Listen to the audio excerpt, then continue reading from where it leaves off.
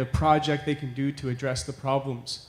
So we actually have several students here who will, before we finish, they will share what their projects are. So that'll be the last 10, 12 minutes. Okay? No, 15 minutes later. All right. 15 minutes, yes.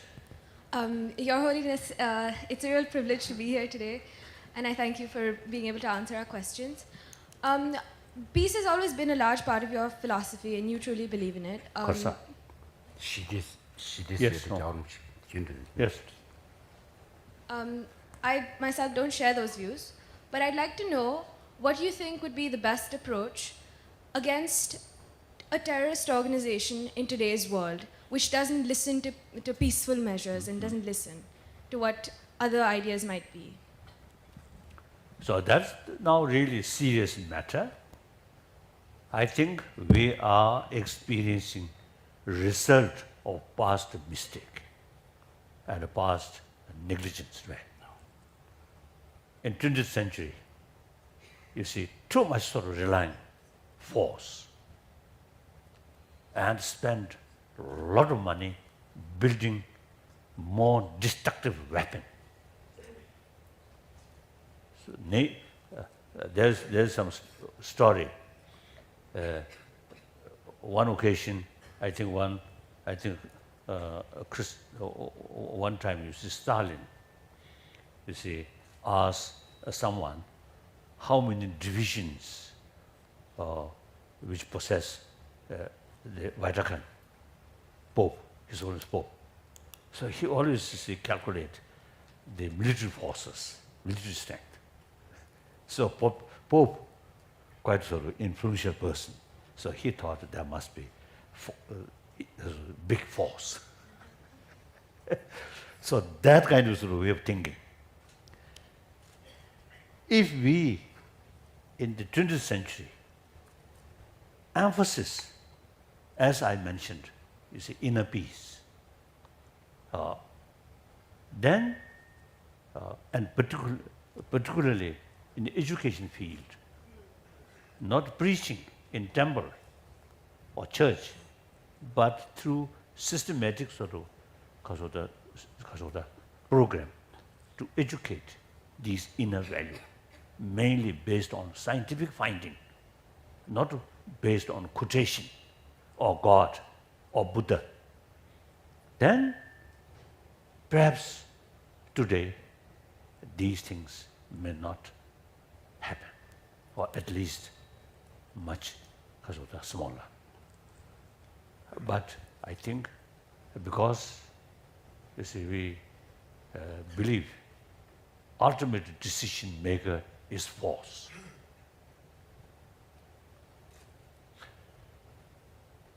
And then completely neglect about these inner value in the education field. So these unfortunate things happen. Now we are experiencing the result of past mistake. Now immediate, we cannot do much. As you mentioned, their emotion become out of control. No room use reason. No longer use common sense. So very difficult, very difficult. So therefore, we have to think how to build healthy society, healthy humanity, not through prayer. I think 1,000 years we pray always. It's not much positive effect. If may I say so, I think Buddha naturally, I think, helpless. Buddha very clearly, very wisely mentioned, you are your own master. Buddha just showing the path. He has no power and no responsibility, you see, to remove our suffering or to clean our destructive emotion. Simply, he showed the method how to improve yourself. According to the concept of creator, then some complications. One time my friend, very religious-minded, one Indian, very religious-minded, oh, wonderful, my close friend. One day he asked me, whole world created by God. Now, among his creations, creature, No, creature. the lot of sort of mischievous people there. So why God create that? Well, what you will say? And then I answer, I respond, half joke. Since God creates hell and heaven, so there must be someone who ready to go to hell. Otherwise, no meaning. Creator of hell, isn't it? That's the only answer. Otherwise, there's no answer. So like that. They are just correct. No. 근데 이제 시들이 사막 쪽에서. So therefore, I think now we have to make effort and to cultivate the awareness, the importance of love, compassion.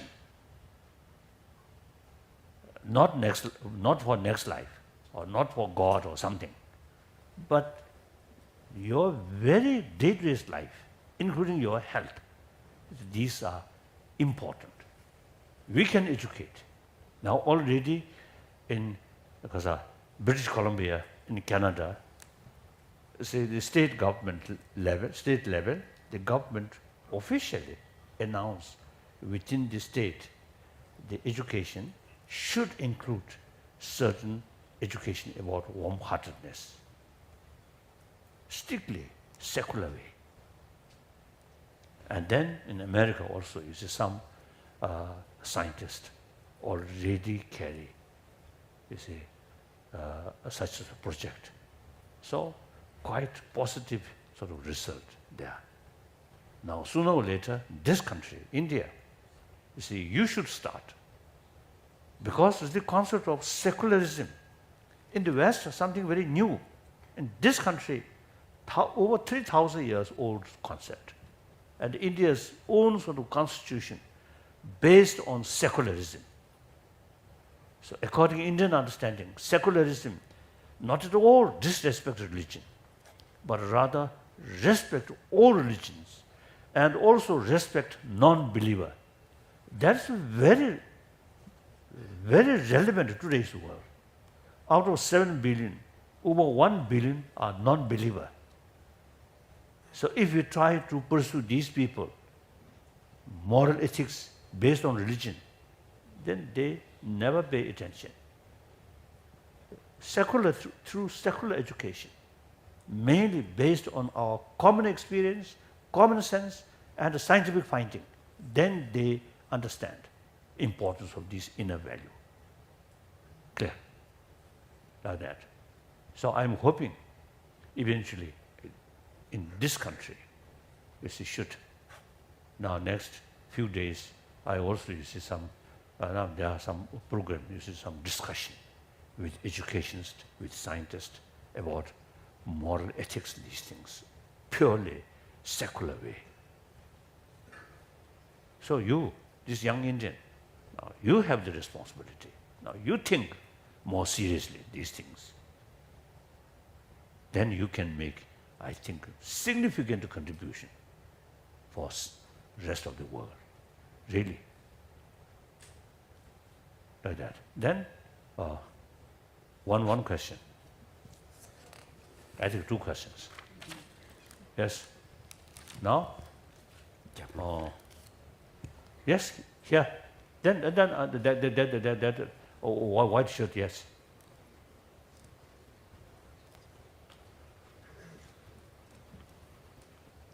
Good morning, sir. Myself, Saurabh. Sir, I wanted to ask you that in this world, if we have success, we have enemies too. So, if we see you as an example, China was a potential kind of enemy to you because they wanted to take over your home. And you chose non-violence. And at the end, they captured your home. And you are here in India. So, and there's one man in India, Chanakya. He said that... Kaza. Janakya, Singamukya, Oh, He said that if you don't finish your enemies, they will finish you. So, sir, what should we choose? Should we surrender in front of our enemies, face the humiliation in the world, and also lose our beloved things or some beloved person? Or, sir, we should fight them and take forcefully what is ours and what is right? Sir, what should we do? Firstly, you should make distinction. China as a big human family, Chinese people, and then Chinese government. And the government also is we have to make distinction, hardliners and normal people. So all these problems created by hardliner thinking. These hardliner also ultimately lack of knowledge of reality. You see, this society, closed society, no freedom of information, just one-sided. Sometimes I sort of teasing them. You see, you are not using fully 2 eyes or 2 ears, just 1 eye, 1 ear. It's a pity. So then naturally, you see, the several decades, just one-sided information, then completely ignorant. This information, distorted information. That's the problem. So we can't blame these even individual hardliners. We can't blame. As I mentioned earlier, if we think properly, we feel pity, some sense of concern. So look, educated Chinese, and particularly education in free country, they have the opportunity to use both ears, both eyes. They are thinking much different. So it clearly shows all these disaster out of ignorance and too much self-centered attitude. So therefore, you see,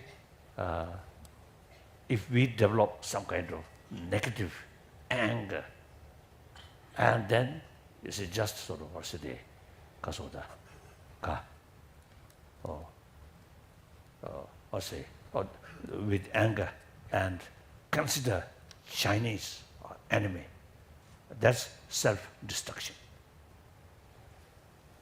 Even those Muslim, or say the fundamentalist, or kasadi means just Fasa, kasa. the fundamentalists, fanatics. Those Muslim, I usually describe as brothers, sisters, still human being.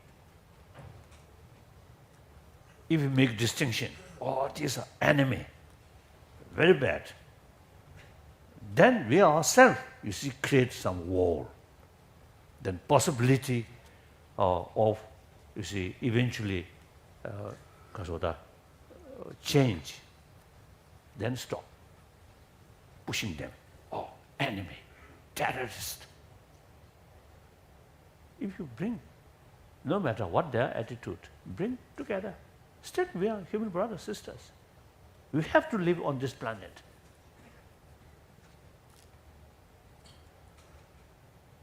So that's our thinking. So therefore, since 1974, you see, we decided not seeking independence. Historically, we are a separate country. Some historian, based on Chinese literature, Chinese history book, then 7th century, 8th century, 9th century, 3 empires. Chinese Empire, Mongol Empire, Tibetan Empire. So that's past history. But today's reality, now India, after 47, then this big India developed. Before that, small rajas, Isn't it? So like that. And then look, European Union. In the past, these individual sort of member states, they really, I think, fought. They sacrificed many of their subjects, you see, their life for preserve their sovereignty. Now, that kind of thinking completely changed. One my friend, one German scientist, von Weizsäcker, now no longer, late von Weizsäcker, in I think 1990s,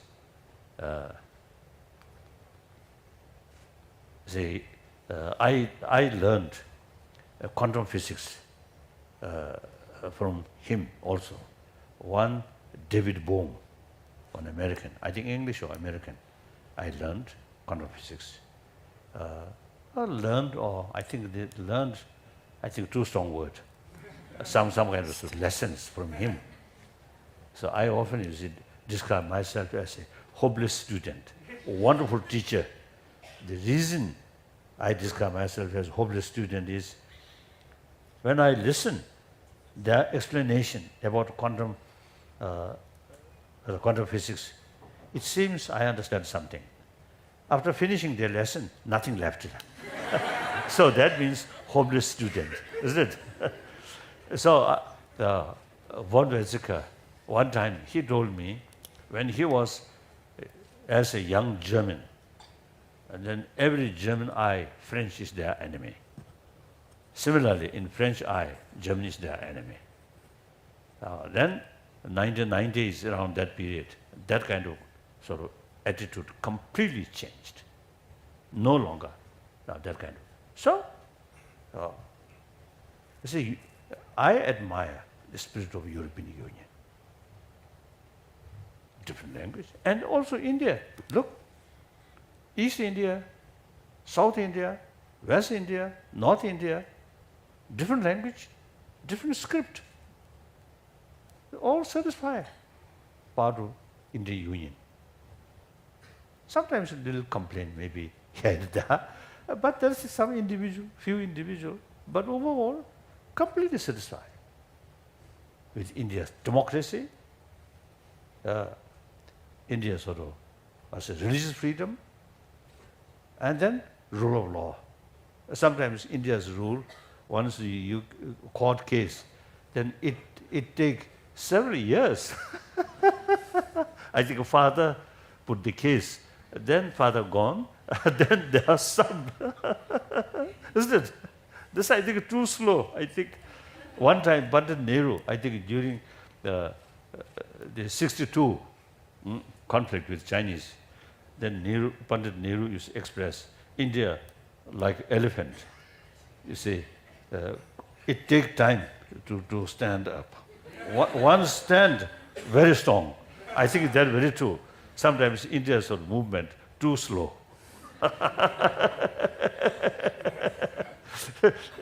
So you may lose some opportunity. So now modern time, now computer time. So everything go very fast. So you Indian should act very fast. That's very important. What do you think? Do you agree? Like that. Now President, Prime Minister seems to say very energetic. So moving very fast. Very good. Very good. So then last question now. Oh, Your Holiness, I think we're going to run out of time, and we'd really love to have these students share their this projects. one now. Sadaji. One All right, last question. Young Sadaji, yes. I can't say no to you. Sir, good morning. And sir, it is a great honor to question you actually. So my question is, according to you, what is the mindset of a person when he performs any kind of a vice? Karsa. Chosel hon vet 초롱치 연도 아니 삼로 간데시 코니 지연나스 미수이나야 초리 탱게 제저 Right.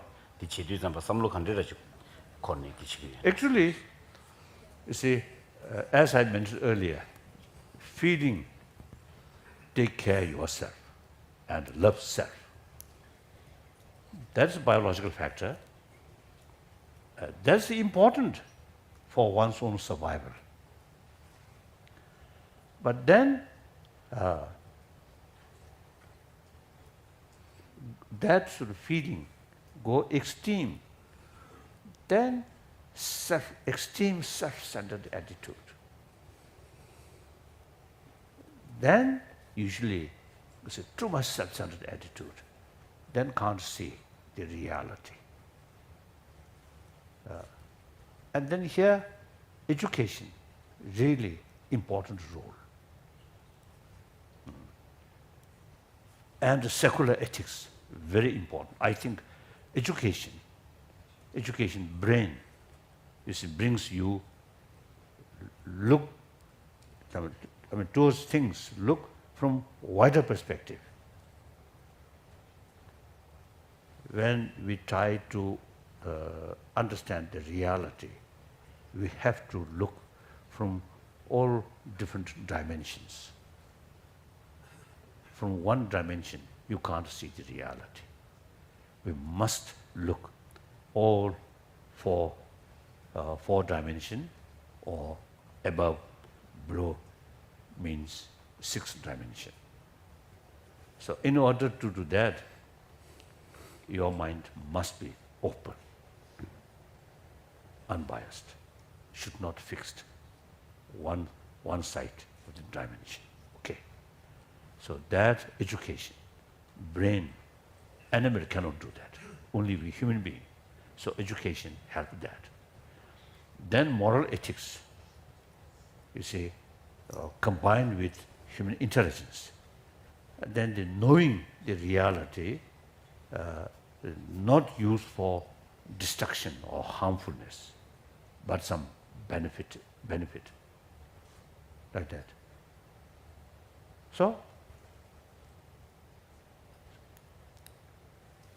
So education open our mind, and with knowing the reality fully, then exploit that. Sometimes education alone very harmful sometimes, isn't it? I think most troublemaker in the past, even today, I think most troublemaker are, as far as their intelligence is concerned, quite intelligent person. They know how to manipulate, how to take advantage on other, like that. So, you see, that intelligence must sort of balanced with sense of concern of others' well-being. That's moral ethics. So combine these two things. Then I think biased sort of attitude will reduce. Okay. I think in our religious field, it quite often you see people believe one truth, one religion. When you look your own circle, you see, then that kind of attitude. And then look different countries, different continent. Then you get sort of understanding or knowledge, or there are several religions. Then you have to accept several truths. So all these wider contact, and also you should look more openly. Then these things, so the narrow-minded attitude change. Clear? So, thank you. Thank you, Your Holiness, for sharing your wisdom with us. Thank you, all the students, for your thoughtful questions. And you really are looking at the next generation of leaders and change makers who are going to make the shift on this planet. And yesterday we had the opportunity to discuss the issues that are facing this planet, and our students came up with some ideas of projects that they can do to change the world. Very good. First of all, I express my gratitude to Your Holiness for giving us opportunity to take part in Peace Jam. My name is Mani from Richmond Global School. We have chosen to work on spreading the awareness on human rights by using variety of tools such as rallies, interactions, and surveys, both locally and globally. There are 400 students that will be taking part in it. Thank you. Very good. Thank you. Pranam, His Holiness. My name is Neha Gupta, representing Silvan Girls School. Our project is on women rights and children. Our plan is to organize a street play to bring the limelight on the importance of women and children in our society. We will go into about 5 families under our project. Thank you. 가져오자. Well, a heartiest good morning to one and all present here. I'm Mehek Nasir from Army Public Schools, Srinagar, and my peace project is how to resolve the conflicts in the world and how to eradicate corruption from the so-called modern society. So, the immediate need of the hour is to educate the youth about their duties, responsibilities, and rights. So I would like everyone to say if they agree with this. So I would like to include about 1,000 youth globally in this campaign. Thank you. Very good.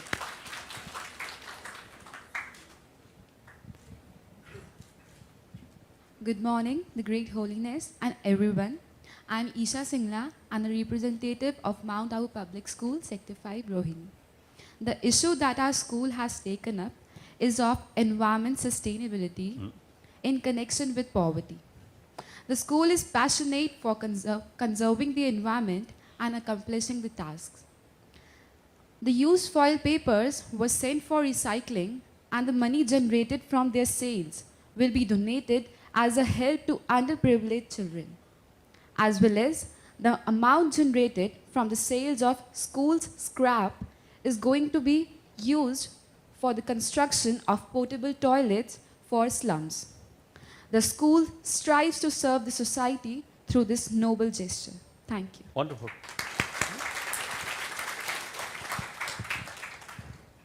Good morning, Your Holiness, and one and all present here. I'm Akanksha Singh from Step by Step School, and our school plans to work on the alleviation of extreme poverty. To do this, we will identify a particular slum area in Noida consisting of 7 to 8 families, approximately 30 people. Here we do 2 things. A, we intend to brief the slum dwellers about our goals and objectives and understand their concerns at the same time. B, we understand their availability and quality of food and water. Once we have done this, a plan of action will be decided that is to be implemented in that area. That's about it. Thank you. Slum survey. A very good morning to Your Holiness and everyone present here. I'm Tanya from St. Mary School, and I'm here to present my school. Our school is going to undertake a project on caring for our communities. We're planning on organizing programs like vocational training for women after school hours and adopting a slum so that we can reach out to more and more people. We're aiming to help at least 150 people this year.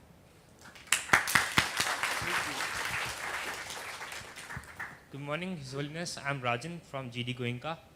We are taking up a project on LGBT rights, and we would be focusing more on youth because after a certain age, it's very difficult to change one's mindset.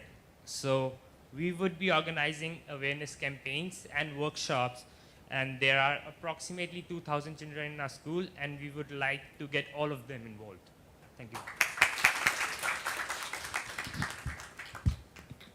Good morning, all of you. I am Megha Sahani from Bal Bharati Public School, Rohini, Delhi. We intend to do a project on environmental sustainability by starting a neighborhood cleanliness drive managed by students and supported by their parents. A group of 200 students would be trained for the same. Thank you. Good morning, everyone. I'm Pratish Bhavnani. As a team from DPS Gurgaon, we would like to do a project in the field of education. We would be trying to provide quality education to the economically weaker sections of the society, keeping in mind the various things that the Right to Education Act of India promises us with. The project is aimed at 4 villages in Gurgaon. Good morning, everybody. We from Pathways World School, Aravali, have decided to create a project on the topic of resolving conflicts, where we will be covering conflicts under human rights, women and children, water scarcity, and food. Our project will be to make a blog on which we discuss such issues and come up with solutions that we can implement ourselves. Our aim is to spread this awareness by bringing it to the audience in a way they'll connect with it. So what's better than Facebook? Thank you. Good morning, Your Holiness and the esteemed audience. I'm Anusha from Delhi Public School, Srinagar. Our school is working on a youth counseling and crisis center that will work closely with all schools to provide multifaceted treatments for the youth. And we are aiming to reach out to 200 people this time.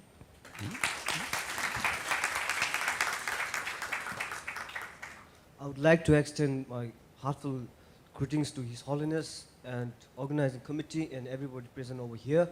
I'm Tenzin Dadul from Tibetan Children's Village School, Selakui, and we are going to do a project on environment, and we are totally committed to develop genuine love and concern for nature, and we will definitely give some more effort to put our school's motto, others before self, into action on a regular basis. Thank you. Wonderful. Good morning. I'm Shashwat Chaudhary from Happy Days School, Shivpuri, and our school has taken the project on care for communities and directly focusing on education. Our school has taken over some challenges which are faced by the which are faced in the villages, and we are planning to spend our weekends in villages and try to educate children who are illiterate. Thank you.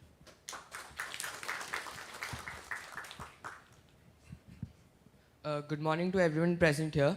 I am here to represent my school, Bluebells International. The issue which has been taken up by our school is the advancement of women and children in various fields. Inspired by the ideals of His Holiness and the Right to Education Act, we proposed to establish self-help groups for women and children with effect from June 2015. Our main target group is the underprivileged section of women and children. Our action plan involves students from classes 8th, 9th, 10th, and the core team from the 11th and 12th, which will be instrumental in providing vocational training and remedial classes for children. We hope that under the guidance of the Peace Jam Foundation, we will be able to establish our idea on the grassroots level first, and then take our initiative to the next level so that a wider set of women and children can be benefited from it. Thank you. Good morning, everyone. I am Ananya Kapoor, and I'll be representing Vasant Valley School today. The cause we represent is acceptance of cultural diversity, which is now a main issue in India. We plan to use the Essentials and Life Skills programs already in place in our school to spread awareness within our school about the various cultural differences that are there and to make people be able to accept them properly. We would like to introduce this specifically for the younger children also, because that is the age at which they are most impressionable, and that is the generation that will not have any biases as such as to diversity. So that would really help them. We would also put it into our after-school teaching program, which teaches children from slums near our school, thereby spreading the movement into our community. Thank you. Good morning, everybody. My name is Ashna, and I'm representing Silvan Public School, Mayur Vihar. Our project is on inclusivity and cooperation. Our plan is to arrange a fest annually to promote awareness about different cultures and about people being bullied and being victims of racism.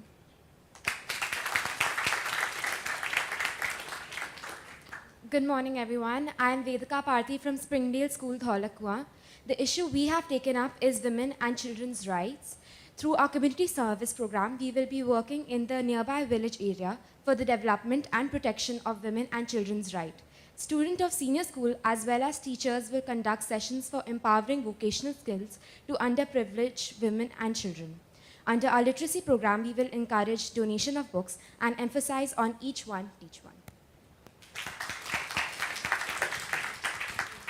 Good morning to everyone here. Sanskriti School has chosen inclusivity as the key area for our service project. Our school has always prided itself as fostering a supportive environment for all students. However, discrimination based on gender and region is prevalent and exists in schools to the form of bullying. So through a series of awareness programs and campaigns that involve using debates and interactions, we will reduce instances of bullying and promote positive change that will result in an inclusive and cooperative society. Wow, thank you all so much. So as you can see, Your Holiness, these youth are going to take on the challenge of changing this planet, and they're all very committed. We're all very proud of you. I think you all deserve a big round of applause. So, and I also, while I have this opportunity, I think we need to give an extra special round of applause to Rajiv, to Seema, to Thupten, who without their support, without the Foundation for Universal Responsibility, we would not be here. Thank you so much.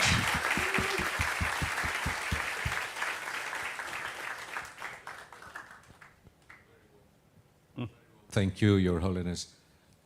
We won't take up any more of your time. We're deeply grateful for the time you have spent with us this morning, and thank you, all of you. And in particular, I'd like to acknowledge the children who have come from all the way from the Kashmir Valley, from Srinagar, to be a part of this event this morning. Thank you very much all for being here.